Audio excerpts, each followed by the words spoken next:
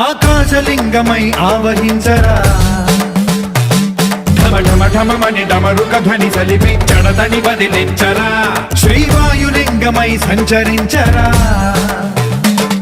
అణువణువున తన తనువున నిలిచి చలనమే కలిగించరా భస్మం చేసే అసురుని